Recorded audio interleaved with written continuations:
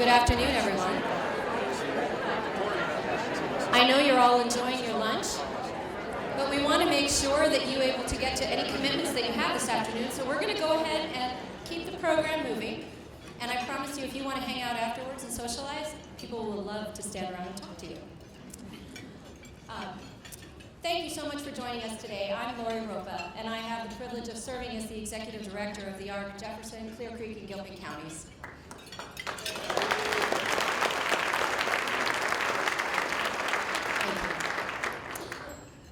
Our speaker's words from before lunch are still echoing in my mind. In our own way, each of us today shares the same wishes, that the world does not define us or our children by any one particular aspect, that our thoughts, ideas, and dreams are recognized and respected, and that we are truly seen as valued human beings. Now, those seem like such fundamental life needs, don't they? And yet for Owen, Donna, Grant, and Jen, who spoke so beautifully on behalf of thousands of individuals in our area with disabilities, this is not their experience of the world. Not without the ARC, and not without you. My job today is to invite you into the world of disability. So just imagine for a moment that in your world, the unemployment rate is an unfathomable 85%. That you rely on a caregiver who is over age 60, that the state that you love and call home, Colorado, has dropped to 48th in the nation for fiscal effort to assist you, and that you must wait months or even years for critical services like appropriate housing. What would your everyday look like? What would your future look like when your 70 or 80-year-old caregiver can no longer care for you? The statistics are very real, and they are shocking. But because we're bombarded with numbers and statistics constantly, it really becomes very hard to make sense of them. They only tell part of the story. Owen, Donna, Grant, and Jen, they're not statistics, they're people. Flesh and blood people with dreams, feelings, opinions, and rights. People just like you and me. And so today, understanding how the world is a very different place for our friends and neighbors with disabilities, and knowing that the difference that you can make to them is what this lunch is all about. We want you to be able to see, hear, feel, and the impact that the ARC has on the lives of people right here in our midst. We serve people like Christine and James. They were so excited to bring their first child into the world.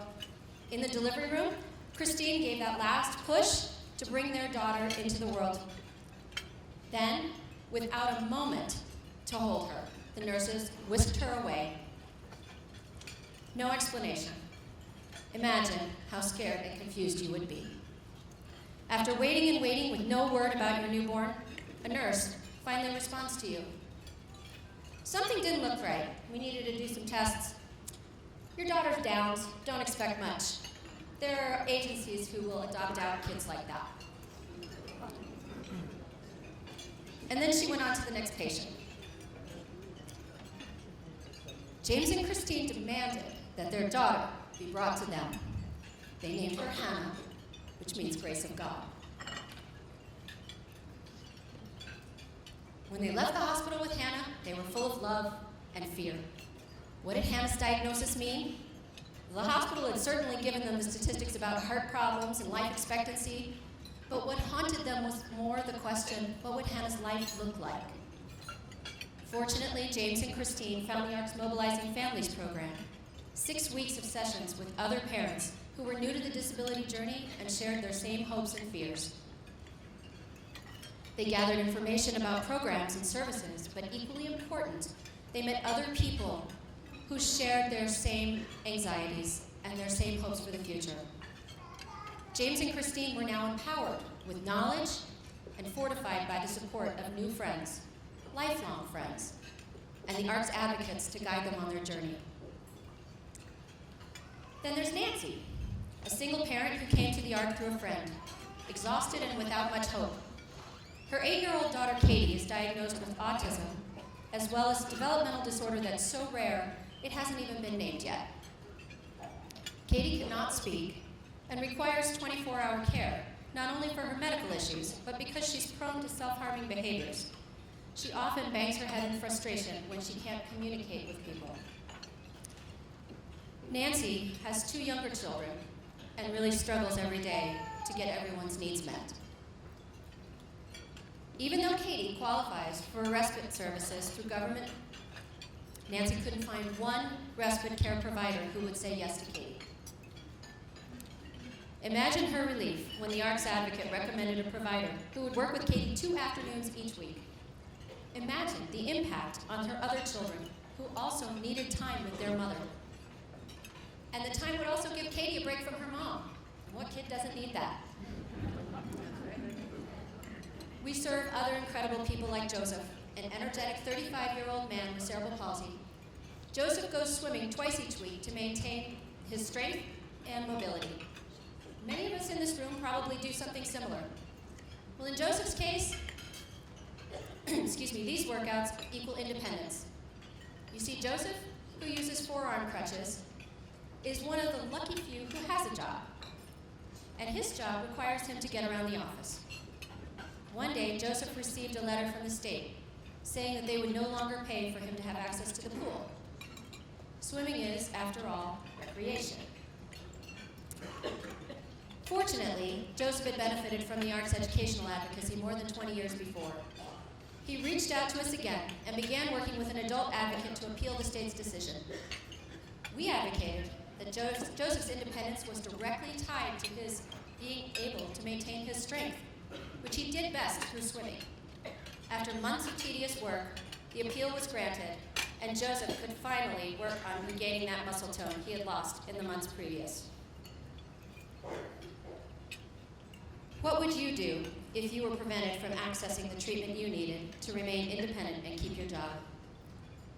Some people have access to services in Colorado. Others are still waiting.